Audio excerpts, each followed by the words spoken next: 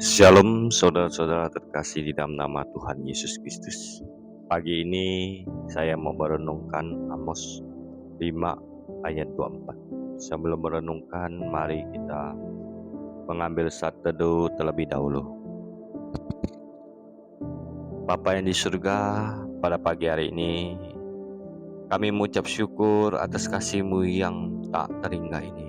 Sesungguhnya untuk selama-lamanya kasih setia-Mu kepada kami. Hati kami hendak memuji-Mu. Terpujilah Engkau yang Maha Tahu, Maha Adil, Maha Kasih. Engkau adalah Tuhan Allah yang Maha Tinggi, yang mempunyai alam semesta ini.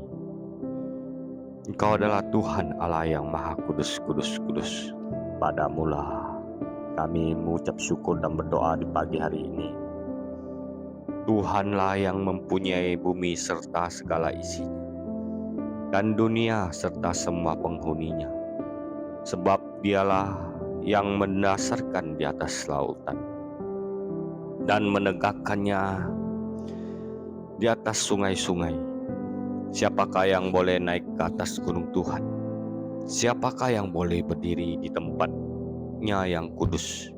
Orang yang bersih tangannya dan murni hatinya, yang tidak menyerahkan dirinya kepada yang semu, dan yang tidak bersumpah palsu. Dialah yang akan menerima berkat dari Tuhan dan keadilan dari Allah penyelamatnya. Inilah rombongan orang yang menanyakan Dia yang mencari wajah-Mu, ya Allah. Berkatilah kami di sepanjang hari ini, pekerjaan kami, kesehatan kami. Kami sudah berdoa di dalam nama Tuhan kami Yesus Kristus. Amin.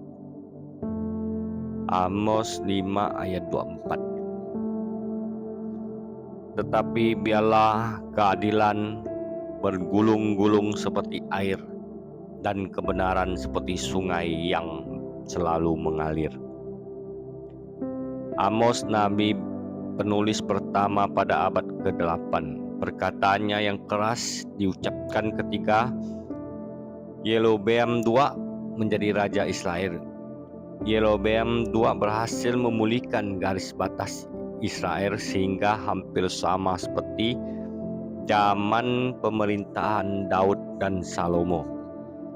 Keadaan damai mendatangkan kemakmuran, dan kemakmuran mendatangkan kemewahan. Agama juga berkembang, dan tempat ibadah lokal dipenuhi penduduk yang hendak beribadah. Tapi bangsa ini juga mengalami kemerosotan sosial dan moral yang dalam di setiap lingkup sosial. Amos melihat kejahatan yang perlu dibongkar di sidang pengadilan. Para hakim menginjak-injak hak orang miskin, karena keadilan harus dibeli. Di pasar, para pedagang menipu dengan takaran dan berbuat curang dengan timbangan. Di puri-puri mewah, orang kaya berpesta pora, tidak peduli penderitaan orang miskin. Orang yang beribadah di tempat ibadah ingin cepat-cepat pulang agar mereka bisa kembali berjual beli. Satu ajaran Amos yang paling khas adalah bahwa memiliki hak istimewa berarti harus bertanggung jawab, bukan kebal terhadap hukum Allah. Ini jelas digambarkan dalam 2 bab pembuka nubuat Amos. Dia memperingatkan agar adanya hukum Allah atas 6 bangsa di sekeliling Israel: Syria, Filistin, Tirus, Edom, Amon, dan Moab. Namun Amos juga menambahkan bahwa penghukuman Allah akan datang pula untuk Yehuda dan Israel. Benar, mereka umat perjanjian dan pilihan Allah, tapi situasi ini membawa hukuman juga bagi mereka, bukan kekebalan. Ini peringatan serius bagi kita. Marilah kita orang-orang percaya dan beriman kepada Tuhan kita Yesus Kristus senantiasa kita membaca firman Tuhan, menghidupkan firman Tuhan di kehidupan kita sehari-hari, berbuat baik, ya, mengasihi sesama manusia seperti diri kita sendiri. Ya, perkataan ini sepertinya mudah sekali kita lakukan. Tapi kita orang percaya banyak-banyak berdoa dan mengucap syukur kepada Tuhan, biar Roh Kudus yang memimpin kehidupan kita. Ya, saya bacakan ada Amos 3 ayat 2 ya. Hanya kamu yang kukenal dari segala kaum di muka bumi.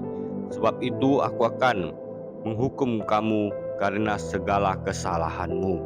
Ya, kita orang-orang yang percaya dan ditembus Tuhan kita Yesus Kristus, marilah kita berbuat baik di dalam kehidupan kita yang masih tersisa di dalam dunia ini. Ya, sekian dulu. Tuhan Yesus memberkati kita di sepanjang hari ini. Amin.